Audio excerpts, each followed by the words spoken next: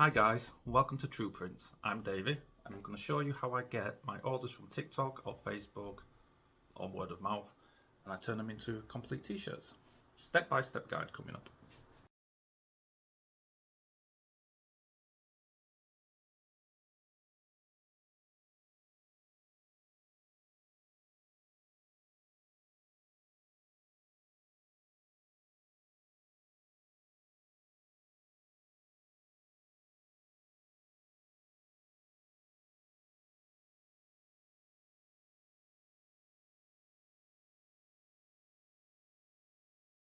Okay guys, so the printer's on.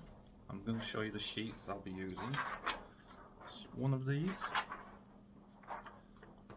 Now it's very important to check that you are using the correct side, otherwise the ink will not settle properly. It's got specific coating for the ink to release on the top when you've pressed it. So if you scratch where you're not going to be printing, obviously, you might be able to see possibly where it has come off. That's how you know you're printing on the right side. The other side is normally shiny, but sometimes it's hard to tell. But this is the correct side. And we'll put it in the printer. And we're ready to go. Okay guys, so it's printing now. I did have to go back onto the software and mirror the image. That's very important. The image needs to be mirrored rather. Otherwise you're going to be printing it and when you press it, it's going to be facing the wrong way. We're printing fine right now. We'll come back in a little while when it's finished and I will show you the powdering process. Okay guys, so I thought while the printer's printing, which you can see is there, still printing, I did turn the heat press on to heat up, and I thought I would show you what I do before we get the print and press it. So as you saw, the order was for 2 4XL t-shirts. Got them right here. So we need to put it on the heat press. Not necessarily the heat press. If you've got more room than I have, you might have a table you can do it with. The creases out.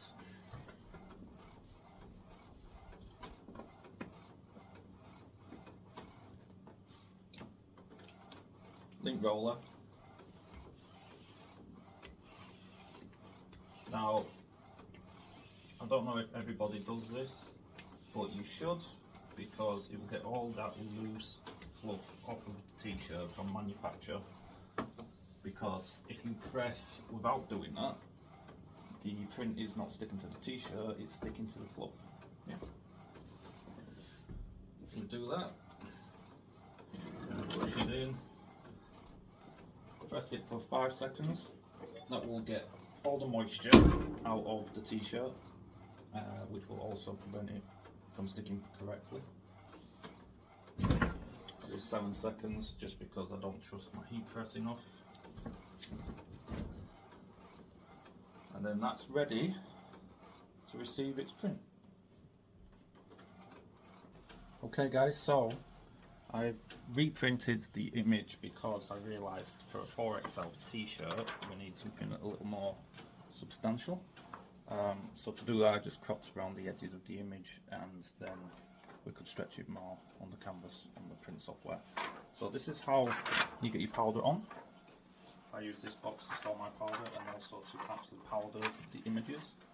Have a scoop of the powder, cover the bottom end like so. Hopefully you can see that in there. Take the image, both ends, and roll the powder across the image.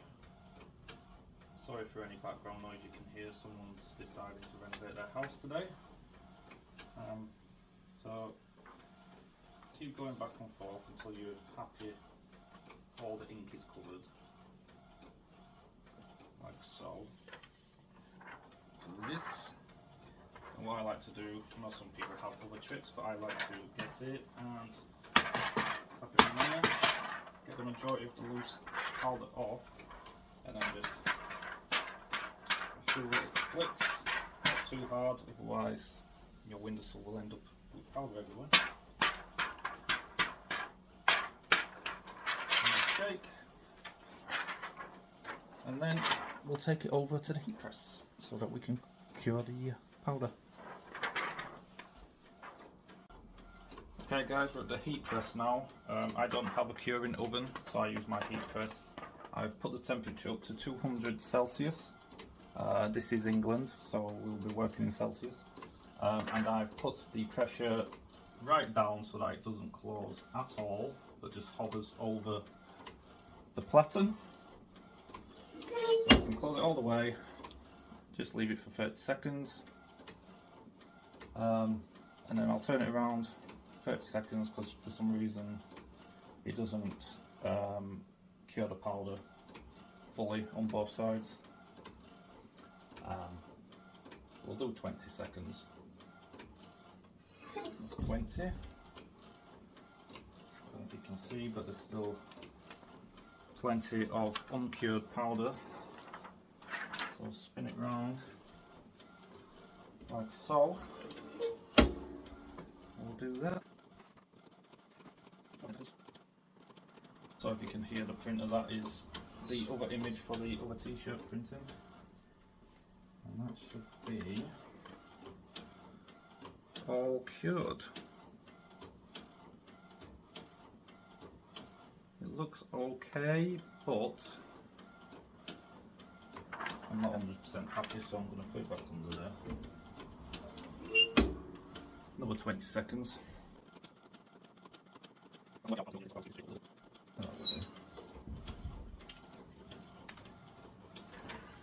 Okay, that's better. So you'll know it's cured when, I don't know if you can see, I'll show you this big bit, but it looks like an orange peel. You know, the skin on the orange looks kind of like that kind of texture. So that is done, and we'll get ready to press it onto the t-shirt. Okay guys, so I've put the t-shirt back on the platen now. So now we just need to put our image on. Try to line it up centre. I like to grab on the corners, well, underneath the sleeves on the edge. Make sure it measures the same, and the top of the sleeves as well, because you can't really go by the collar. It will never look right. It will, if you go by centering it on the collar and then someone puts it on, it doesn't necessarily mean it's going to sit the same on their shoulders. So I like to do top of the sleeves, underneath the sleeves, and then just make sure the bottom looks straight. 4 fingers from the top of the collar. So we need to move this down a little. Only to the design, not the actual sheet itself. So that should be perfect. Okay. Now we get a little bit of, on YouTube you'll hear everyone say heat resistant tape, which it is, but you can also go by the name Kapton tape. And I like to only put a piece on 3 of the corners, make it easier to pull off when it's done. It's not just going to fall off the shirt when you take it out of the press, because the glue has stuck to the t-shirt.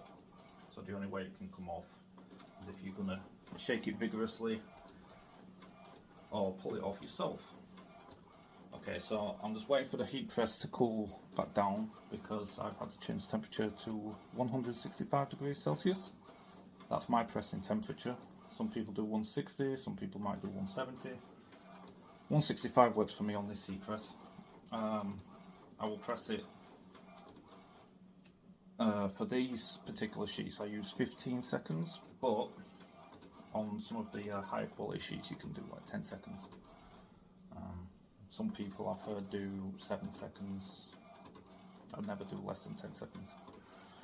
So we're nearly there. 175 right now.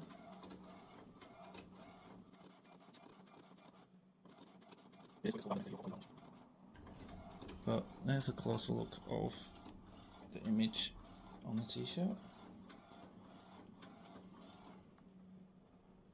case you're interested. I know that there's a lot of people on YouTube that do these kind of videos, but I'm yet to find anyone in the UK that does it. So this is basically so people in the UK can start their own t-shirt printing enterprise. Also, any questions that you have about anything that I have here, equipment wise or setting up anything, leave it in the comments and I will make another video answering all your questions. Doesn't matter what kind of question it is, I will answer it. So we're on 167, which will be fine. Back in there. Okay. Cover the image with a Teflon sheet. You don't have to use this if you haven't got it. You can use baking paper. Just make sure it covers the image. And 15 seconds. Oh, almost forgot to do the tension back up. Remember that part. With DTF you do need firm pressure. Not stupid where you can't close it, but that's fine. One hand. So as I say, I'll do 15 seconds, take it off, and wait for it to cool. We'll peel it, and then repress. The repress is very, very important. That's the part that embeds it properly into the fabric. So what I like to do is take it off, lightly shake it, just to try and get rid of some of the heat. Put it down and just rub it with your hand, and your hand will actually absorb the heat, cool it down quicker. Or you can get like a slab of granite, which is nice and cold, and you can rub it with that. Will cool it down a lot quicker. I'm yet to buy one of them, but I will eventually, hopefully.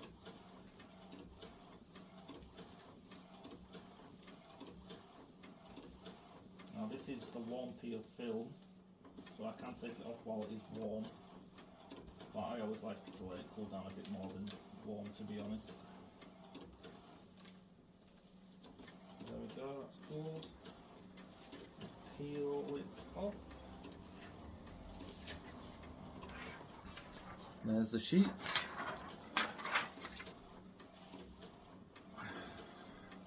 So I can get this in view for you. Obviously the video has flipped, but yep, put that back on here.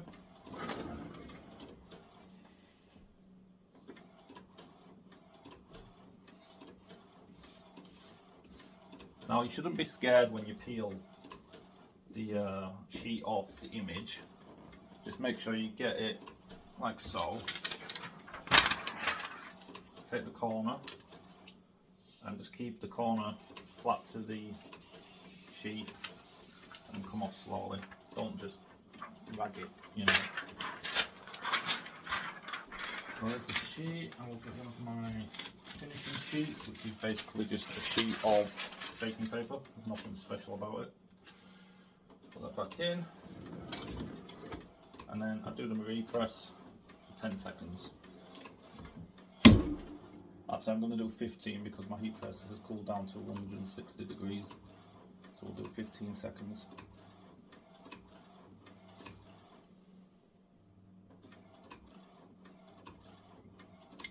And there we go.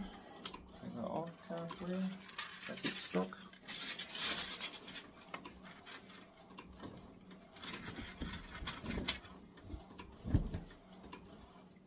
Okay guys, there we are. You can tell when it's pressed correctly because you will see, I don't know if you'd be able to tell on there, but you will be able to see the pattern of the fabric, the lines in the fabric. If you can't see them, then you need to repress again. You can see it a bit better up here. You can see the lines of the fabric. Now a lot of people stop there. Not me though, because I'm a bit of a perfectionist. So we will get a heat press pillow. I did have a smaller one for this specific job, but it seems to have walked off on its own somewhere. Put it there. And remember, this is a 4XL, so we need to take this label off. This is why we buy tearaway label t-shirts. Put it there. You probably don't need to do this, but I do link roll the inside of the neck as well, just to be safe.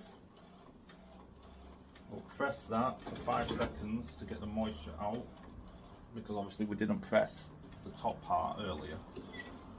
Well, that will be a little tighter because the heat press pillow is for extra pressure when doing neck labels. That's a bit more than 5 seconds, but it's fine.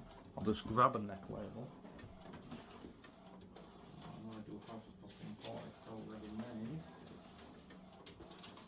There we go. Just cut one of these off. So I always pre-make my neck labels so that I haven't got to worry about it when I'm actually doing a t-shirt.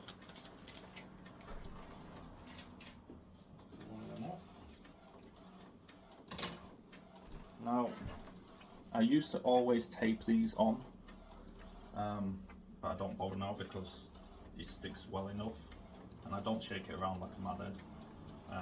So I just put it on, I don't even cover it anymore. Now, because, I don't know if it's because of this heat press or what, but if I only do the normal 15 seconds, it will not stick properly and some of it will pull away. So I like to do it for about 20 seconds. Just to make sure. If the temperature was lower, I would go for longer, but 20 seconds is fine. Take that off. Give it a little shake. Let's get the majority of the scorching hot heat off it, and then I'll put my hand over it, and my hand will just absorb all that heat, cool it down a lot quicker.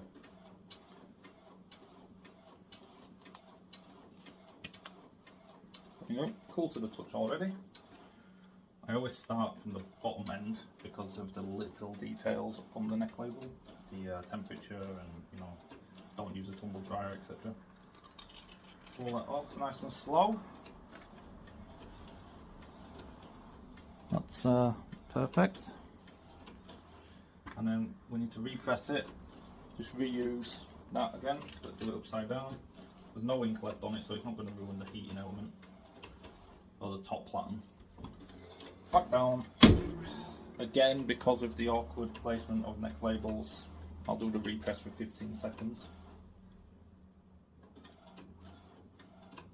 The second image is nearly printed, but I'm not going to show you anything with the second image because it's all exactly the same. There we go. Take that off. And there we go. Okay, that's an order, well, half an order done. There's one more to go. But as I say, I won't bore you with that because you've already seen me do this t-shirt. They will be packaged up, ready to post. Sorry, let me just move this back up. So yeah, they will be packaged up, ready to post in proper garment packaging. As I say, any questions, let me know. I will answer any question you have. It doesn't really matter. Printer, heat press, materials, ink I use, supplier, whatever you want. So thanks for watching. Check out us on Facebook and TikTok. We're on Instagram, but I don't really use Instagram because it seems to be just full of undesirables at the minute. What else could there be? No, that's it. Any questions, let me know in the comments and I will make another video. Okay, thanks a lot guys. Cheers.